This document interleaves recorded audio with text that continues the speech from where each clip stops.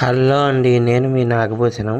నేను మీకు ఇప్పుడు చూపిస్తున్న దీన్ని కండెబోట్ల రావటం అని అంటారండి. దీంతో నేను కండెలు చుట్టుకుంటాను ఈ మోటార్తో. నేను మీకు ఇప్పుడు చూపిస్తున్న ఈ రావటంతో జెర్రీ కండెలు, రేసిం బోట్లు చుట్టుకుంటామండి. అది ఎలా చుట్టుకుంటామనే విషయమే ఈ వీడియో చేస్తున్నాను.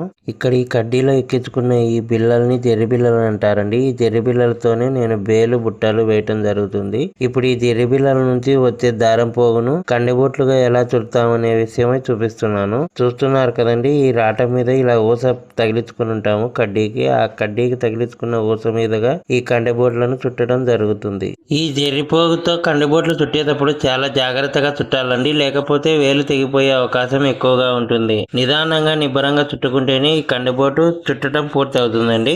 కండెల రాట మీద కండెబోటు చుట్టడం ఇక్కడిది పూర్తి అయిందండి. ఇప్పుడు ఈ కండెపోగుతో నేను మగ్గంలోకి వెళ్ళిపోతున్నాను. మగ్గంలో దిగి ఈ కండెను కొమ్ములో పెట్టుకొని ఇలా మగ్గం నేస్తాననేది చూపిస్తున్నానండి.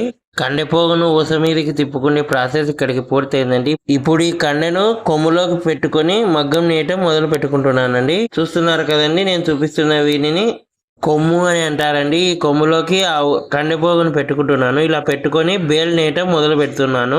నేను తయారు చేస్తున్న శారీలో బేల్ నేత నేస్తున్నానండి. బేల్ నేత అంటే పళ్ళు డిజైన్ నేత అండి. చూస్తున్నారు కదండి బేల్ నేత ఎలా ఉందో, ఇలా నేసుకుంటానండి. ఒక చీరను తయారు చేయడానికి ఇంతలా కష్టపడుతున్న మా చేనేత కార్మికులకు కాస్త సపోర్ట్ చేయండి. మా వీడియో నచ్చినట్టయితే లైక్ చేయండి, షేర్ చేయండి, కామెంట్ చేయండి. మా ఛానల్ ని సబ్స్క్రైబ్ చేసుకోవడం మాత్రం మర్చిపోకండి. నమస్తే అండి.